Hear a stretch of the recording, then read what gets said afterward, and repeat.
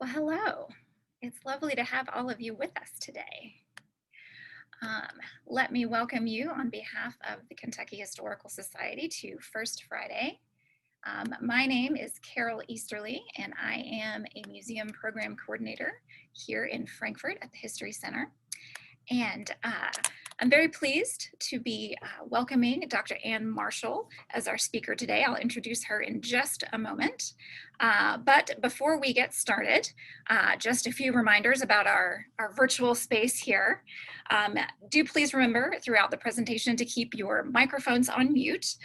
We're going to have a little bit larger group today, so that's going to be especially important.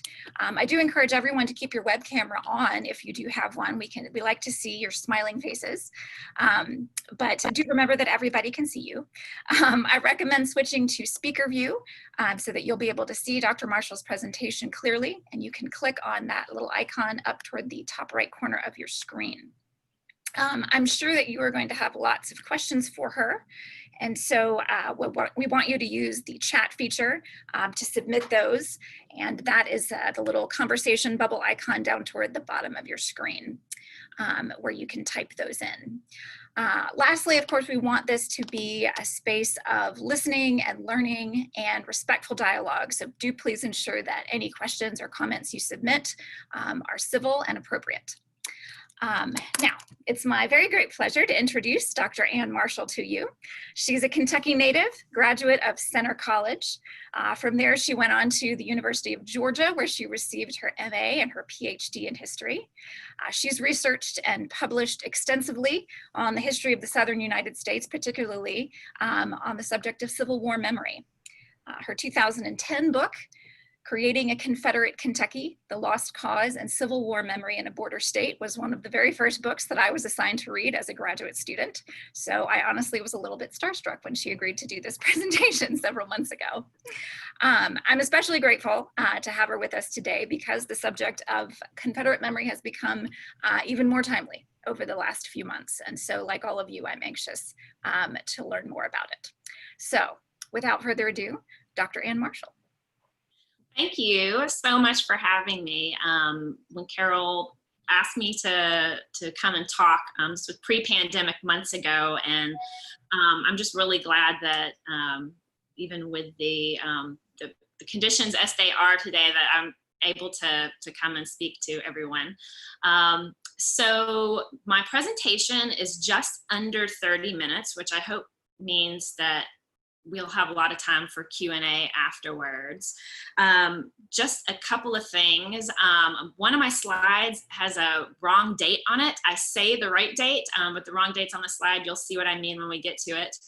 The other thing I wanted to bring up is that I recorded a portion of the presentation during a thunderstorm. So there's a possibility that there might be a little extra bass towards the end of the presentation.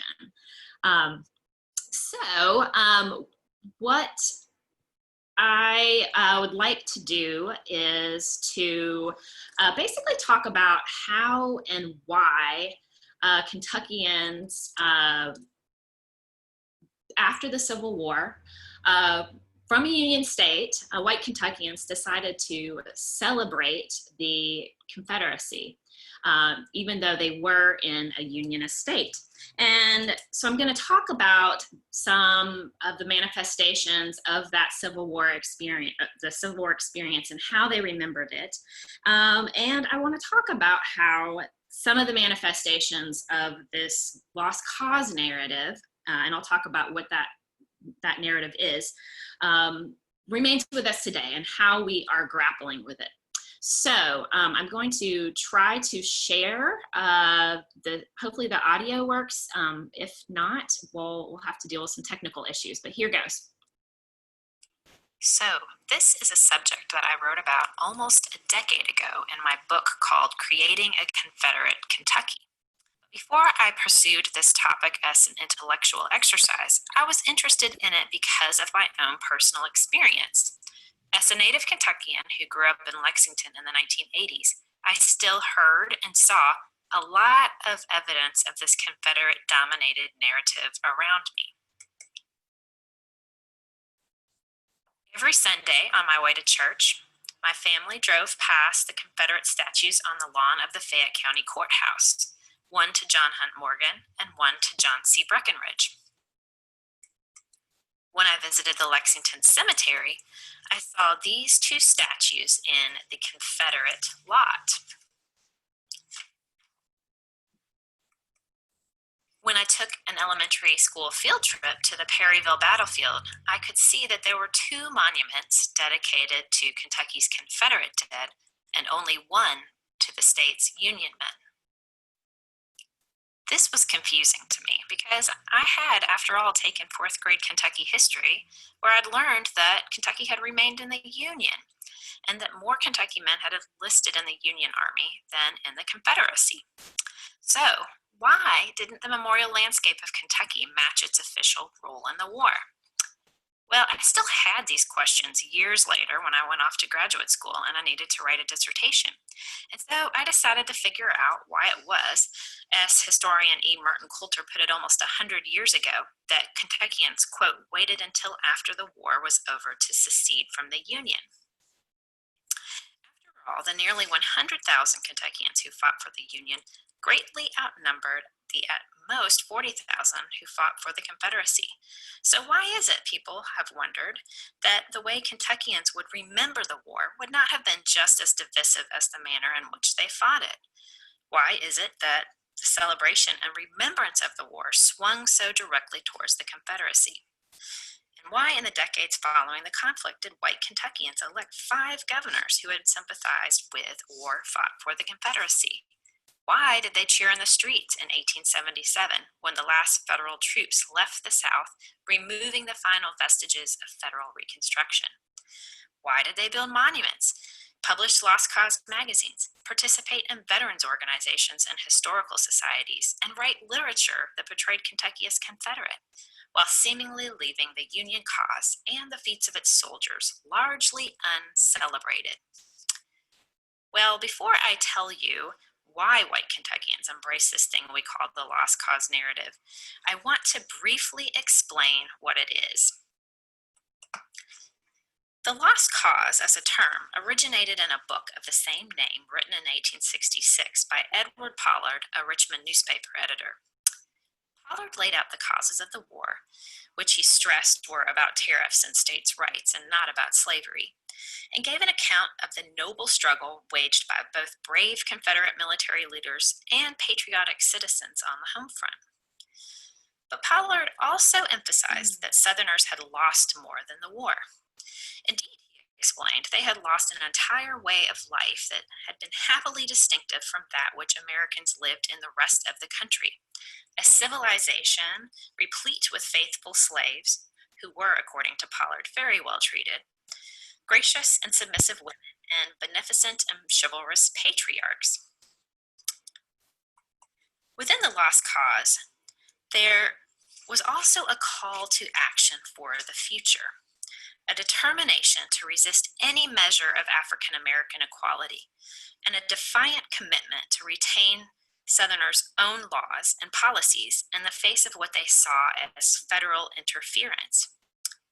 Well, these ideas about the nature of the Civil War and Southern antebellum life quickly transcended Pollard's book, and they grew into a larger, broader movement in the South to glorify the war as well as the men who fought it. For the next 50 years, the Confederate dead became powerful cultural symbols within the New South, infused with an assortment of conservative, racial, gender, and class values. The Lost Cause worked in the former Confederacy not only as a vindication for the past, but as a blueprint for shaping a future that would, as much as possible, maintain the pre-Civil War racial, gender, and class status quo. But back to Kentucky. On the face of things, while it seemed that embracing the Lost Cause, white Kentuckians were claiming a defeat that they hadn't actually suffered, and a cause they had not actually lost, that's not really how they saw it.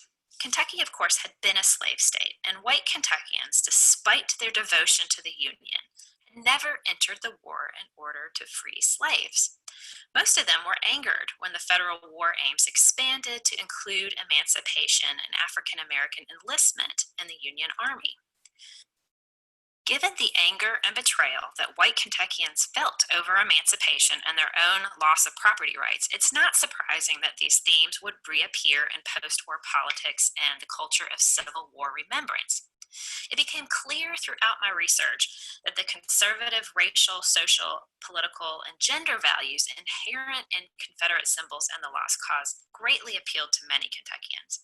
In a post-war world where the racial boundaries were in flux, the Lost Cause and the conservative politics that went with it was not only a way of making sense of the past, but also a way to reinforce contemporary efforts to maintain white supremacy. So let's look at some of the manifestations of this Lost Cause memory in Kentucky. I'll start with monuments. Monuments are important to historians because they're one of the most visible and permanent ways that we can see how people commemorated the Civil War. If you think about it, parades, Memorial Day celebrations, and other commemorative activities do not have the same permanence. You'd have to go back and look in local newspapers for accounts of them. But monuments, because they are made out of stone, bronze, and marble, and because they are in many places placed on prime civic real estate in front of courthouses or in town squares, have much more visibility. Because of this, at least until recently, they assumed a sort of psychological and physical permanence in many communities. Not surprisingly, monuments to the Civil War dead and living played a big role in Kentucky's latter-day embrace of the Confederacy. This map shows the 61 Civil War monuments in Kentucky that have been designated by the National Register of Historic Places. But depending on how you define what a Civil War monument is, there are really more. When I was researching my book, I broadened the definition a bit and found that in the 70 years following the war, Confederate partisans erected over 70 Confederate monuments within the state, while Unionists erected fewer than 10 during the same time period.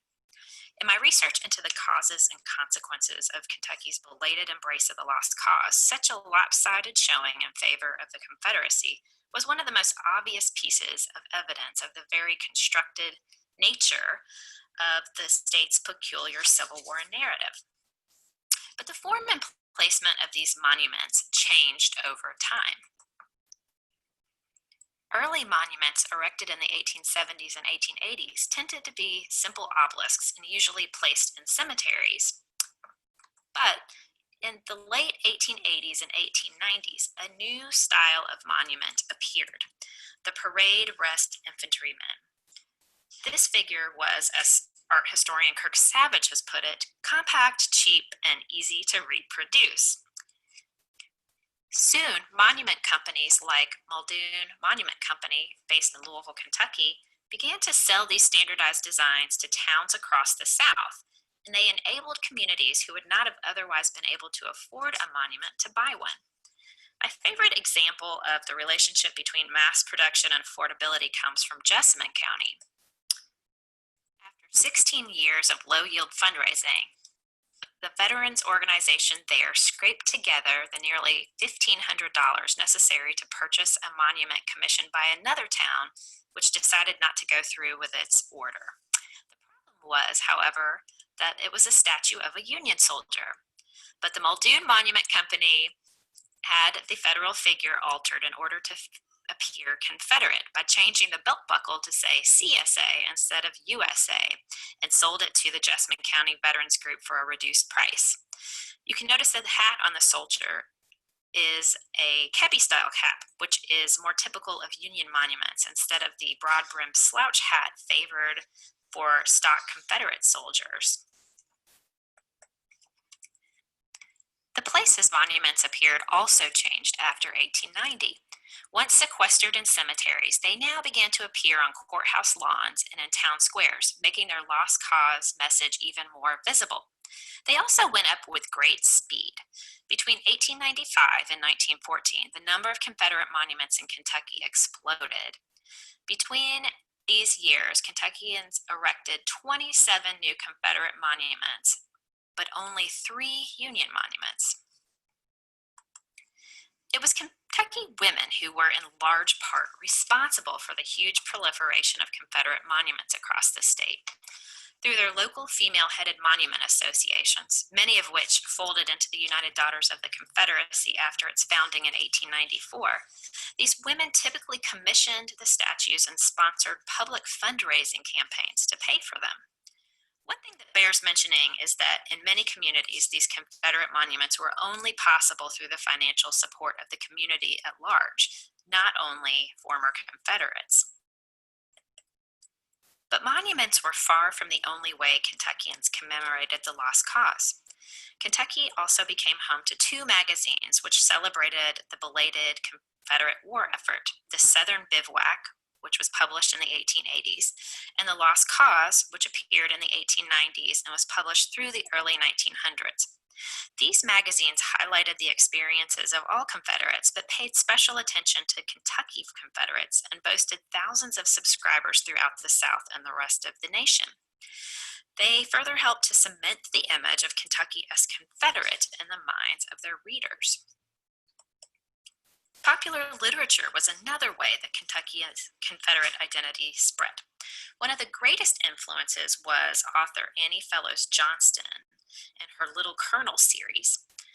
The first book was written in 1895 and garnered a huge readership. And by 1912, Johnston had added 11 books to the series. These books were later adapted into a very popular film starring Shirley Temple. The plot of the Little Colonel books revolved around a Kentucky gentleman, Colonel Lloyd, who has disinherited his daughter Elizabeth for marrying a Yankee. Everyone is miserable until his 5-year-old granddaughter, Lloyd, enters his life and makes friends with her grandfather and reunites everyone, and they all live happily ever after in a big Kentucky mansion. Another influential writer was Irvin S. Cobb. Cobb was a journalist and writer for the Saturday Evening Post, and he authored a series of over 25 widely read short stories set in his western Kentucky hometown of Paducah. Cobb's stories centered on a Confederate veteran named Judge Priest, who was later played by Will Rogers in a film adaptation. Though Annie Fellows Johnston and Irvin Cobb, along with other widely read Kentucky authors, set their Kentucky-based stories after the Civil War, they specifically rooted them in a nostalgia for an antebellum slave-based past whose vestiges lived on in the benign African-American and Confederate sympathizing white characters. By writing about the Commonwealth as a place where Old South values prevailed after the war, and as home to people intimately connected to the Confederate experience, Johnston and Cobb, both of whom developed a national reputation, helped further the perception of Kentucky as a Confederate state. The Lost Cause movement in Kentucky, as in other southern states, had a strong educational bent to it, largely thanks to the United Daughters of the Confederacy. In Kentucky, the UDC sponsored essay contests on topics like the meaning of secession and states' rights, and produced supplements to textbooks used in public schools in the state to make sure the students got what they thought of as an impartial history of the war, an interpretation of the war which claimed that secession had been about states' rights and not about slavery. Really, this work, which was done all across the South, was much more influential than monuments, as it shaped the way that generations of Southerners understood the war.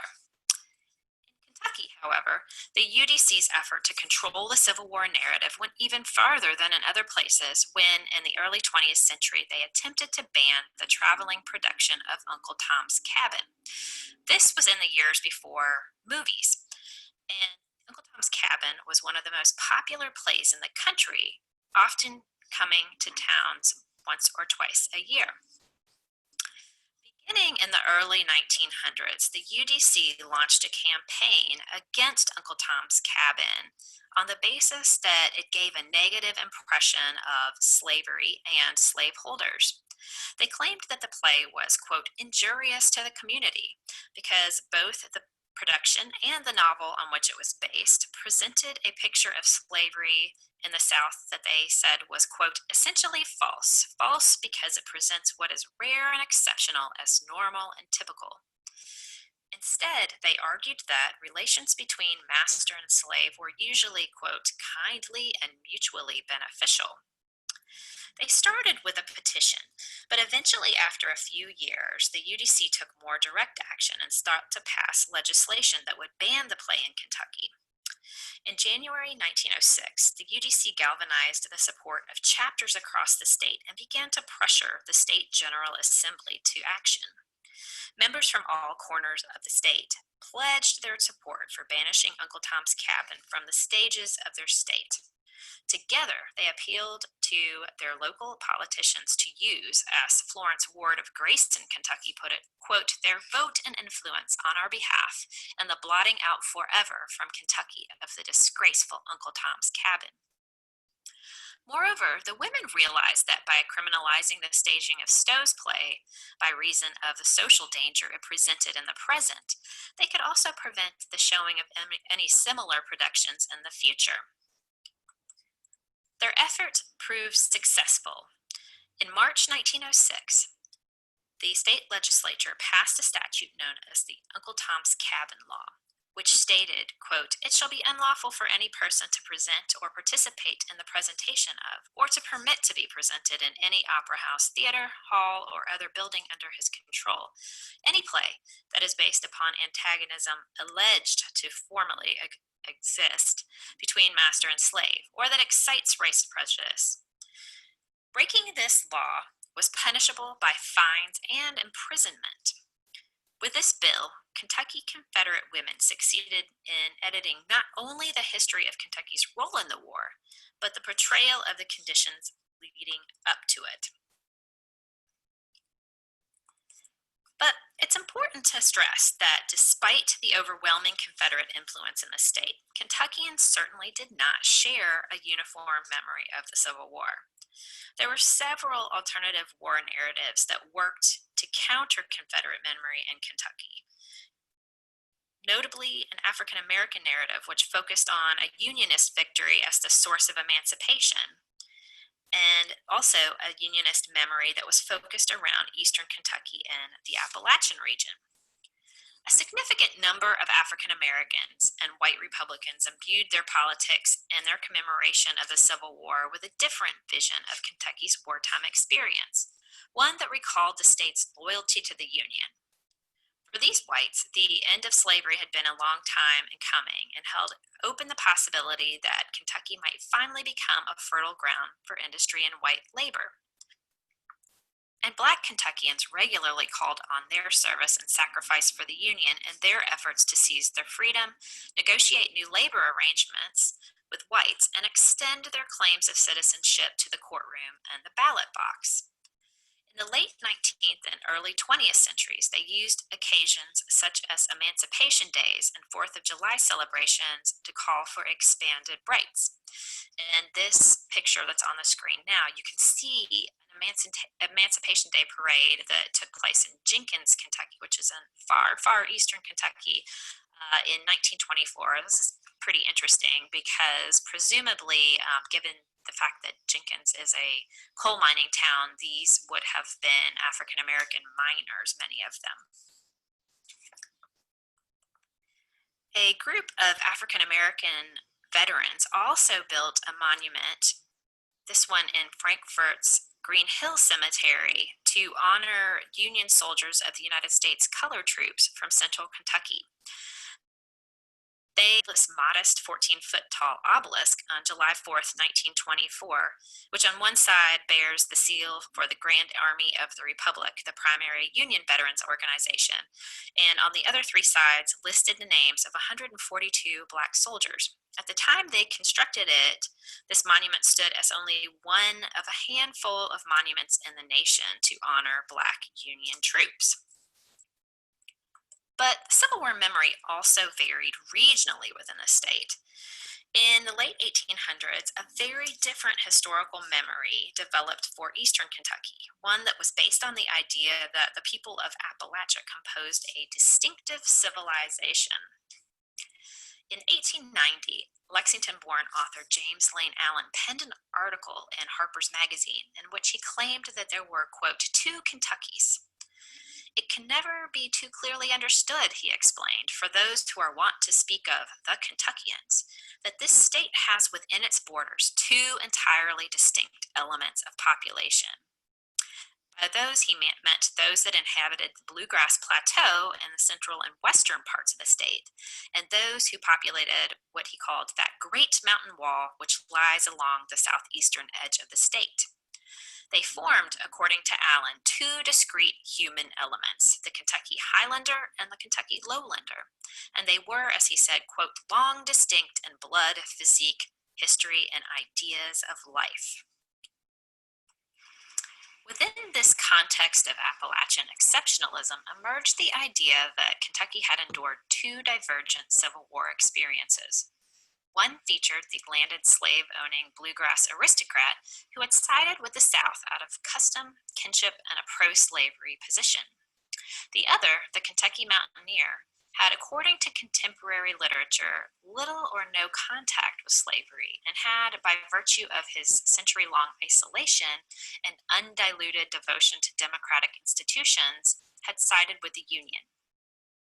The Highlander-Lowlander dichotomy in Civil War loyalties was central to the narrative of Appalachia found in popular magazines and in the literature of authors like James Lane Allen and John Fox Jr.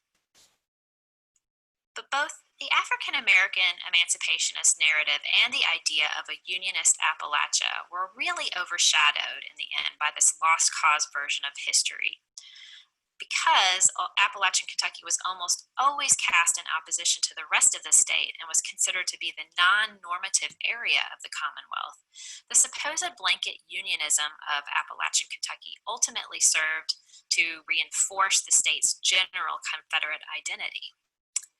But this Confederate identity and memory has started to change in recent years as Kentuckians have chosen to remember their state's Civil War experience in more varied and nuanced ways. A prime example of the broadening of historical memory in Kentucky began a little over 15 years ago with the state's efforts to reclaim Abraham Lincoln on the eve of his 200th birthday.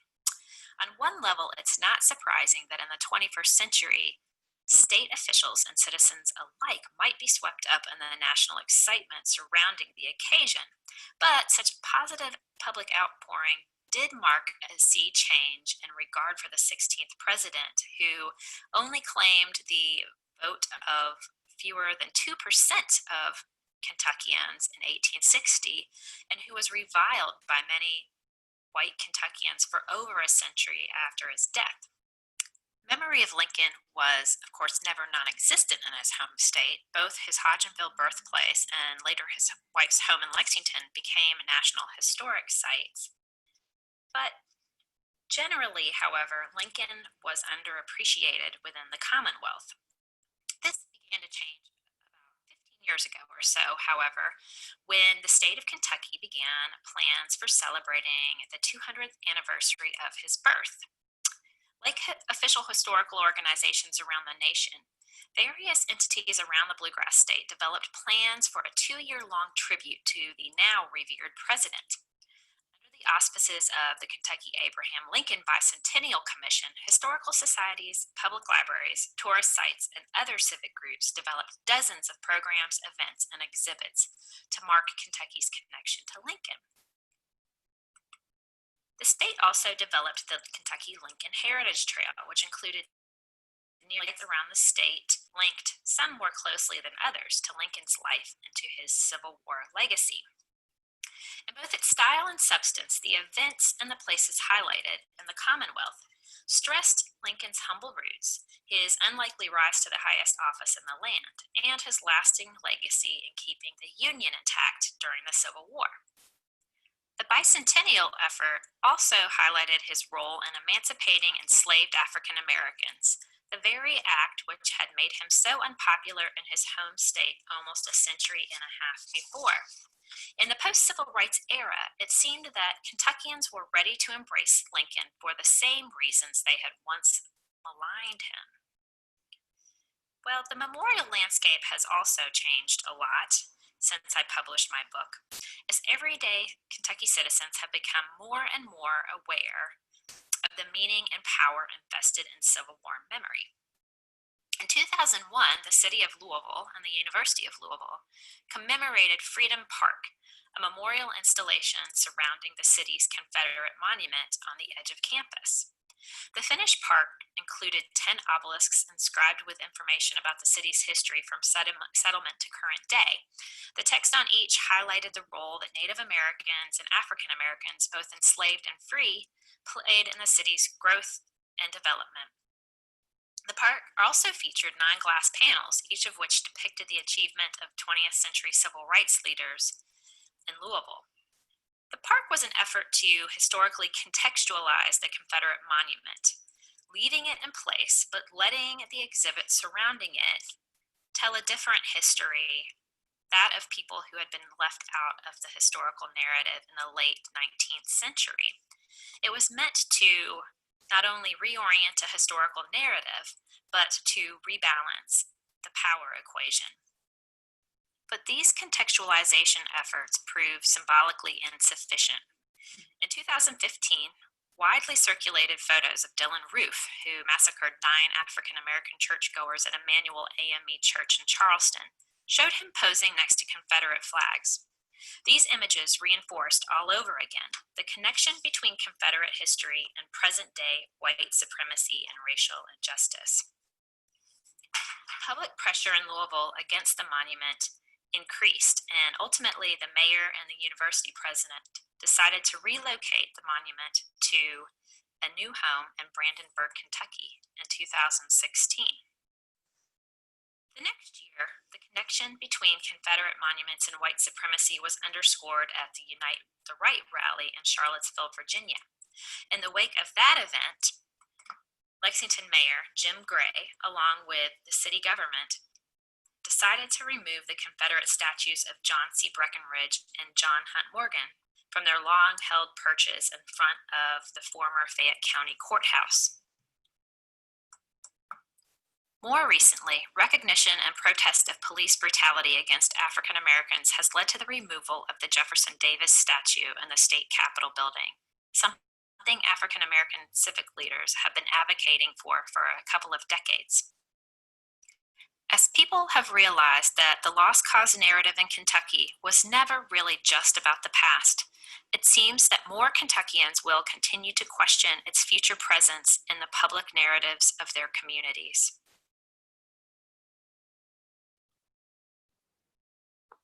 Okay.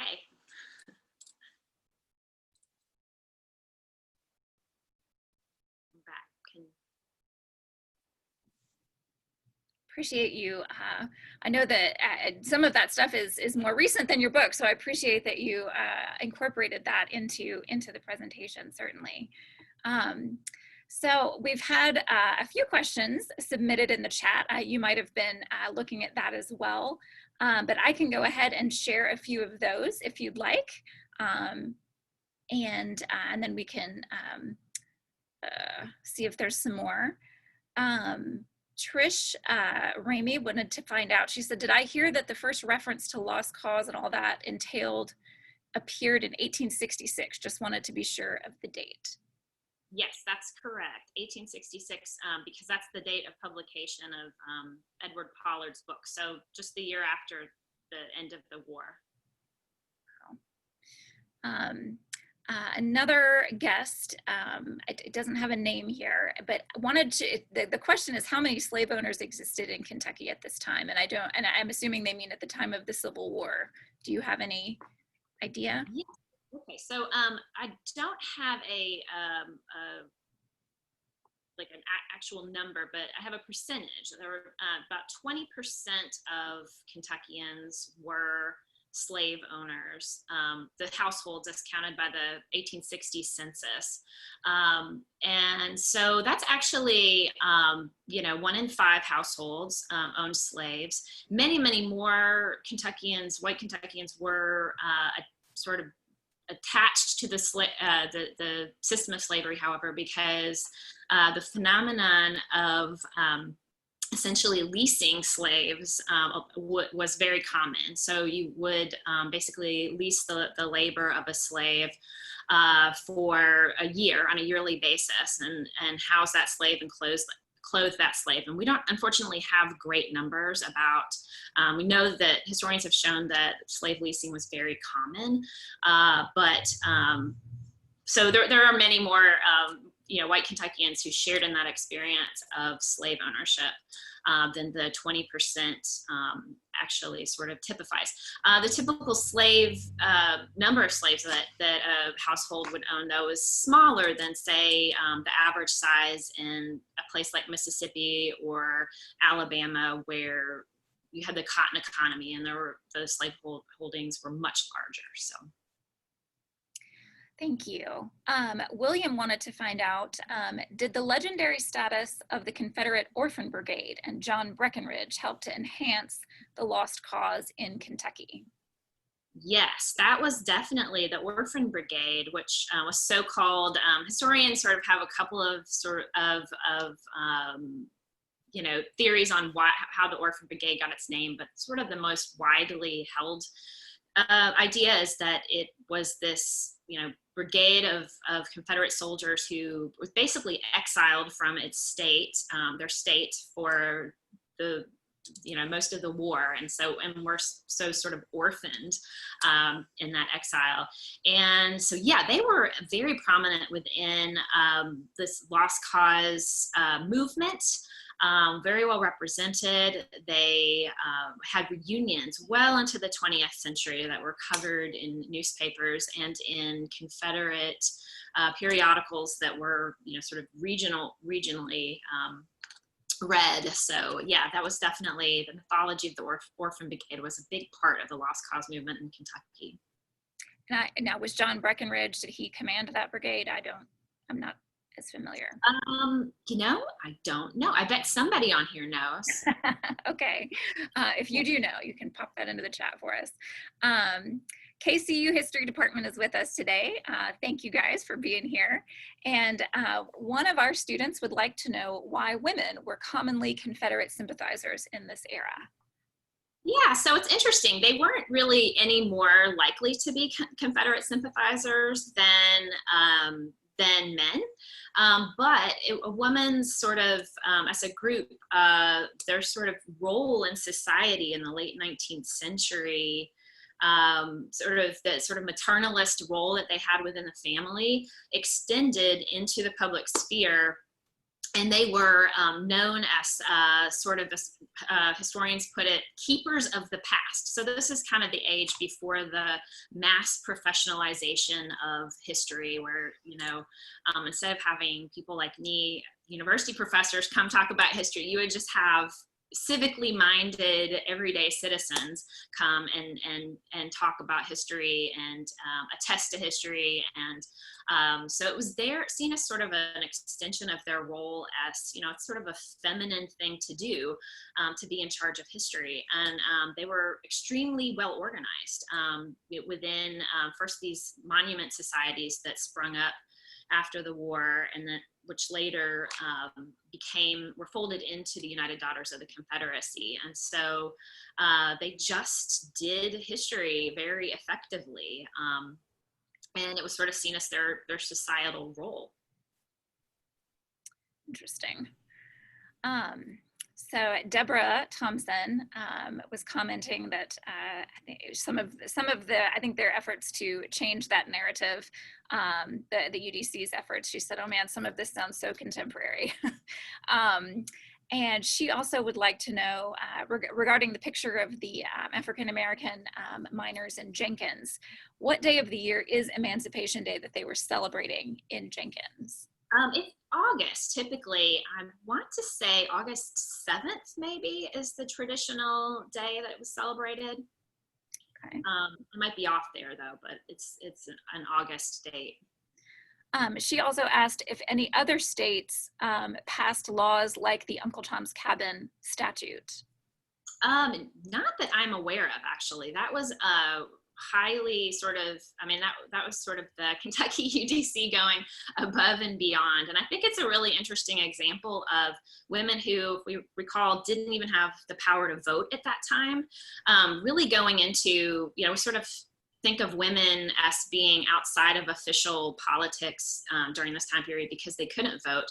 They couldn't be, elected officials, but they really pressured, they went straight to their elected officials. I mean, using telephone calls and going to the offices of their elected assemblymen and really pressured them. So, yeah, and it's interesting. I think I saw another question on there about that Uncle Tom's Cabin law. So that was used, actually African American in several places in Kentucky tried to use that law because it said, they claimed that there were other forms of media, including, for example, the play The Klansman, which was later the basis for the movie Birth of a Nation. So in both instances, The Klansman, which was a play, and The Birth of a Nation, African American communities in several places in Kentucky basically enlisted the law to try to get those productions, basically keep them from being shown. And they had some luck in Louisville. But the white Kentuckians also enlisted the Uncle Tom's Cabin statue to prevent the showing of the footage of the Jim Johnson the Jack Johnson and Jim Jeffries boxing match, in which Jack Johnson, African-American boxer, heartily beats Jim Jeffries, the Great White Hope. So they viewed this as racially incendiary, right? That this might cause African-American audiences to rise up and protest. And so in Lexington, they used the law to prevent that boxing match from being shown. Interesting. To follow up on that, the KCU History Department wanted to know if that statue, the Uncle Tom's Cabin statue, was ever legally challenged. Yes, well, it wasn't legally challenged as a piece of law, but it was used, as I mentioned, to try to prevent what African Americans saw as racially incendiary, movies like Birth of a Nation from being shown. So, but I haven't seen any actual legal challenge to that. Okay. Joetta she wanted to know, I believe it's the Confederate statue that was at U of L in Louisville, and it was moved to Brandenburg, Kentucky. She wanted to know why it was moved there. So it's because, this is a great question. It's because the mayor of Brandenburg and several other local officials there actually courted the monument. They asked to be given the monument. They have a sort of area on they're along the banks of the Ohio River there, and they have every other year they have a stage of reenactment of John Hunt Morgan's cavalry raid over the river to into Indiana. And so they kind of have a sort of Civil War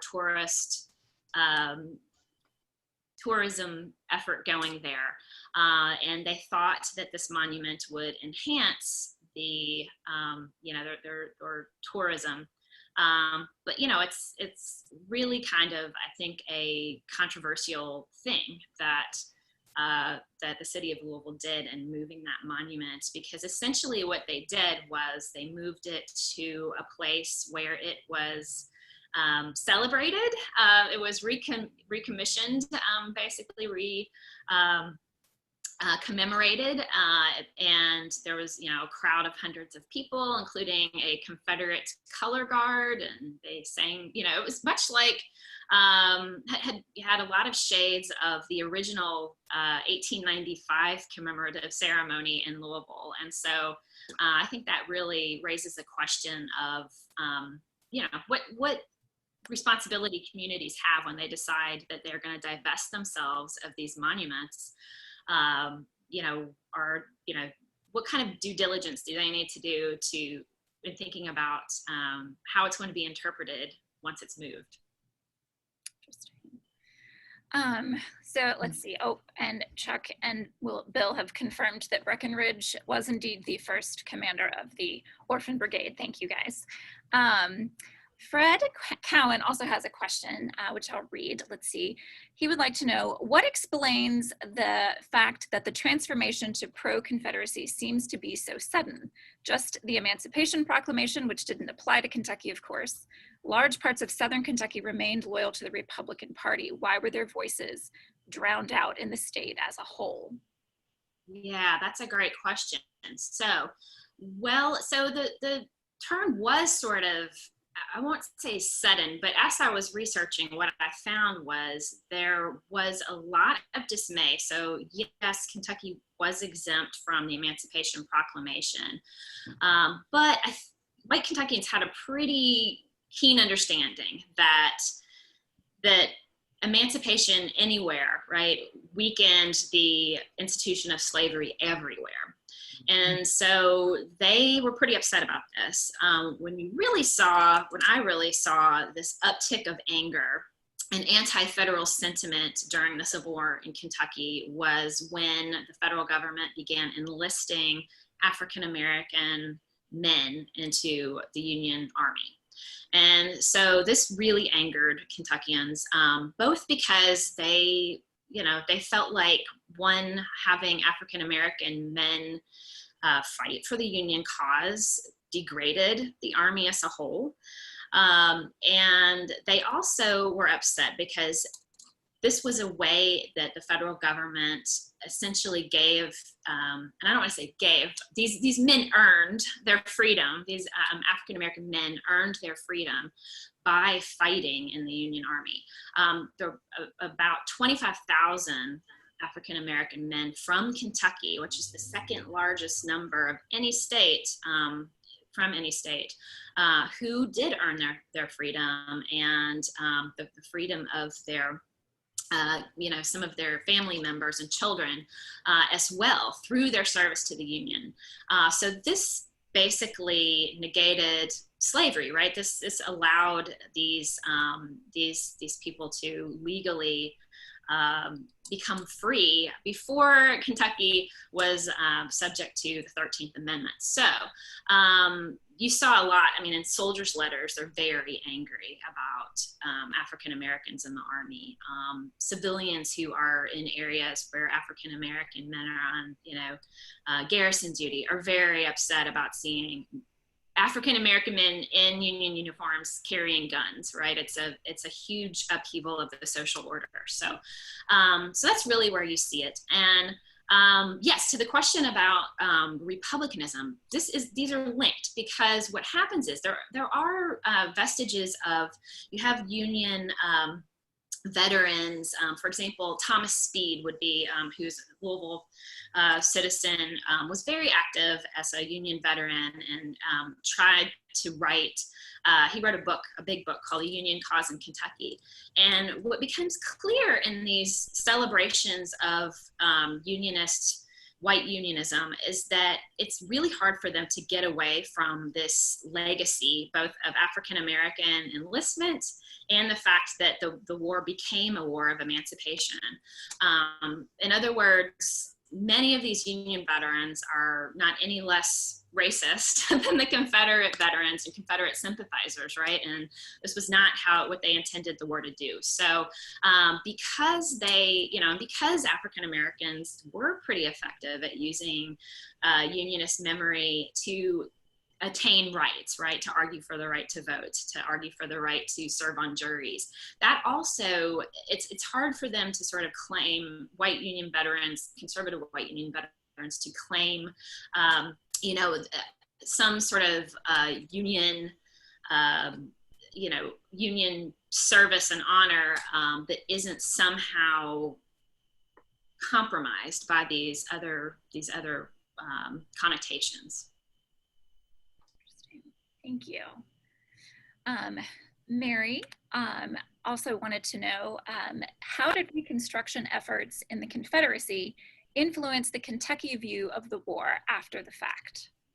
That's a great question too. So, yes, so Kentucky was largely exempt from Reconstruction measures because it had been a loyal state, except for the fact that because there was so much recalcitrance on the part of whites to adjusting to the new order of things after the war, the federal government did establish the Freedmen's Bureau in Kentucky.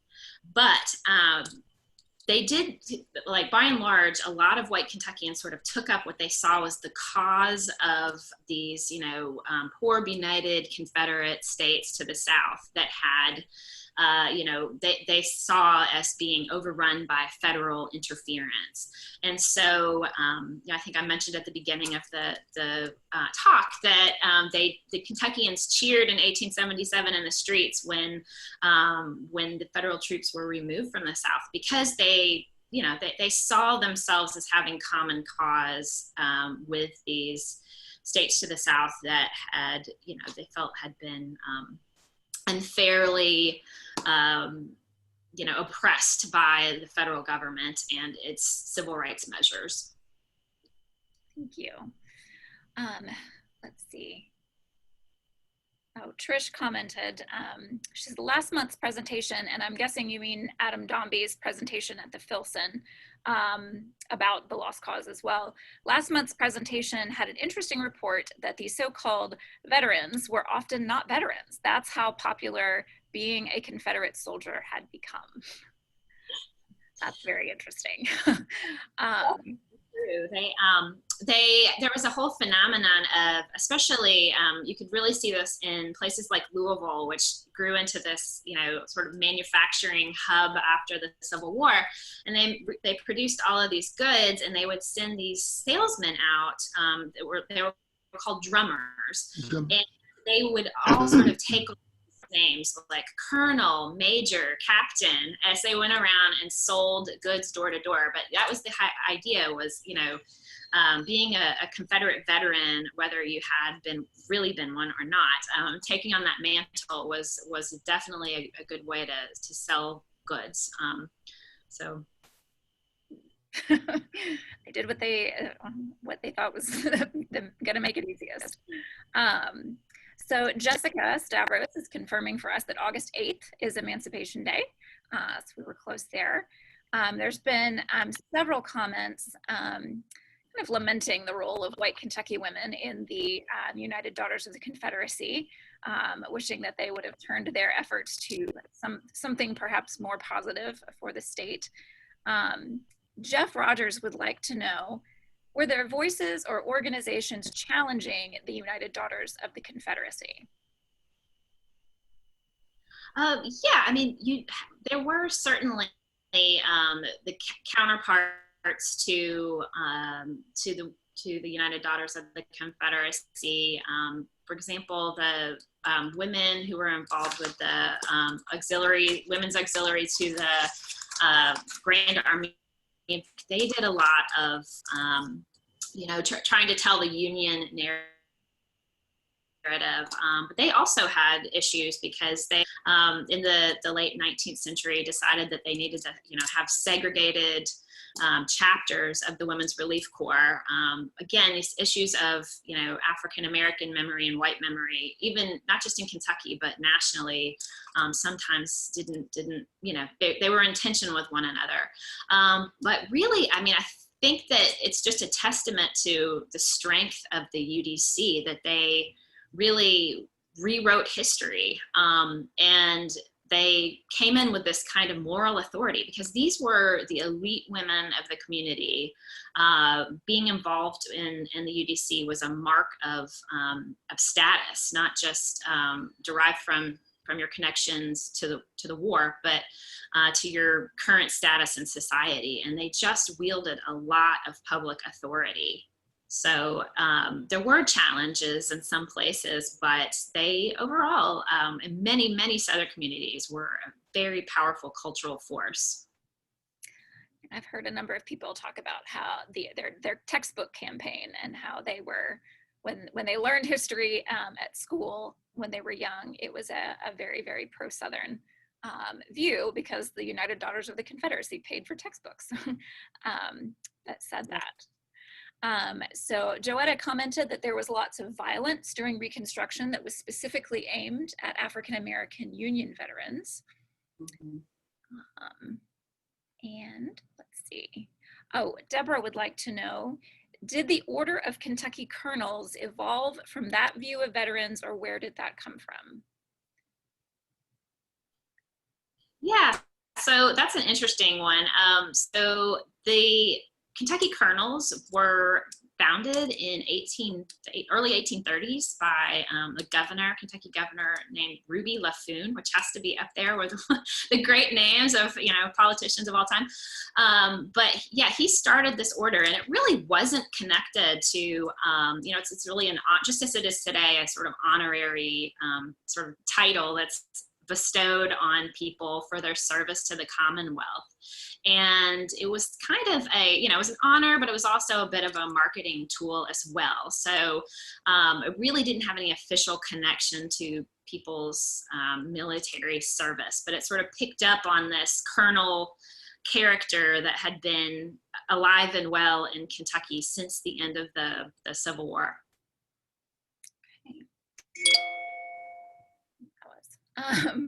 Well, guys, that is all of the questions that I see in the chat feature. Are there any others that you guys would like to add? Let's see. I see Mary and Carl. I'm trying to unmute you here. Okay. Yes.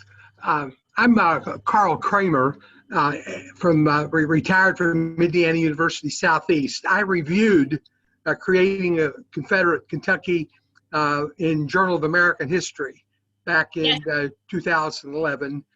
And I recall and just glancing through again this morning, realizing once I got into it, I'm thinking as far as the lost cause narrative in Kentucky being so obvious in terms of protecting and defending slavery. And I'm thinking, do you have some explanation of why historians hadn't picked up on this before you did? Because I would have been among those groups that missed it too, and it just seemed like, of course, once I got into it.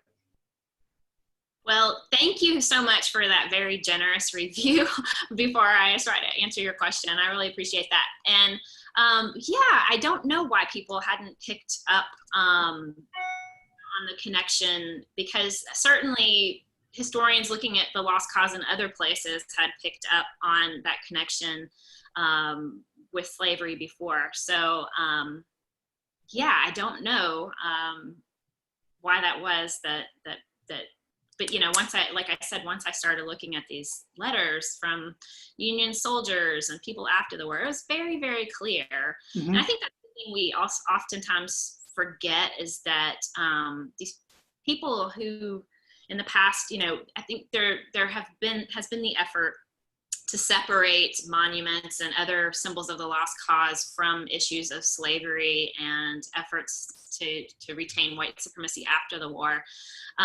But we forget that those people didn't. They connected them for us, and they didn't see anything wrong with it. You know, views have changed over time, clearly. And so, you know, now we understand that, you know, those views were you know, harmful, not right, but they, you know, but those people in the past did not feel that way. So I have a follow-up because later this fall, I have another review coming out in Journal of American History on Christopher C. Moore's new book, Apostle of the Lost Cause. I don't know if you're familiar with that yet or not, but it's about J. William Jones, Baptist, and the development of Confederate memory. And he was a minister himself and was very much involved in spreading the lost cause gospel. And I wondered if in this studying Kentucky, you have looked at since then any influence in among religious leaders, denominational leaders, chaplains in spreading the lost cause gospel in Kentucky. There's a great book that is on that very subject by Luke Harlow, who is a historian at the University of Tennessee. So Maybe the same series. he's done that. So I would highly recommend that for anyone who's interested. I didn't really focus much on, I focused a lot on politics and culture and not very much on religion, but it was definitely there. So. Okay. That's interesting. Thank you. I just recently heard about that book myself, so I'm glad you brought that up, Carl. Let's see here. I've had a couple more things submitted through the chat feature. Let's see. Stuart Sanders wants me to say thank you for joining us today, Anne. Joetta commented that when she moved to Atlanta in 1997, a variation of the lost cause narrative was still being promulgated by the respected Atlanta History Center. It's something white people didn't want to let go of even now. Yeah. Yeah. I would agree with that based on experiences with visitors. Let's see. Oh, and thank you, Stuart. He's got the Luke Harlow, the author that you just mentioned. He's typed that into the chat for us. Okay. And all right. Any other questions that we can ask Dr. Marshall before we let you? Oh, I see another one. Okay. Stephen Brown says, Reverend Stuart Robinson here in Louisville would be a prime example of Carl's suggestion. So Reverend Stuart. Thanks, Stephen. Okay. Yes. Yeah, he appears, Stuart Robinson appears, who was a Presbyterian minister. Mm-hmm. Yes, he was very involved in lots of commemorative activities after the war. And Deborah was bringing up, and Deborah works with KHS, I'll say that, that the United Daughters of the Confederacy even actually did play a role, and the lost cause narrative played a role in the establishment of the Kentucky Historical Society. And I don't think we're alone in that among Southern historical societies, but that is something that, you know, certainly as an institution that we have to grapple with, and have a very, very large collection of Confederate relics. So, which all used to be on display in the old state capitol, from what I'm told. It's been a long time ago, but they had a whole room. So it's part of our history as well, even here. So, all right. Well, guys, thank you so much for coming today. Enjoyed having you here. I see somebody else. Oh, thank you, Jody. Next month, on first Friday in October, as we look toward the election, we are going to be hearing from professor at Eastern Kentucky University about the history of the Electoral College. And so I think that's going to be great. So please join us, get registered for that. You can sign up on our website. Thank you all very much, and I hope to see you again next month. Alan Lytle, I know you're here. Hang out for just a few minutes so that you can talk to Dr. Marshall. All right, I'll see everybody next month. Thank you very much.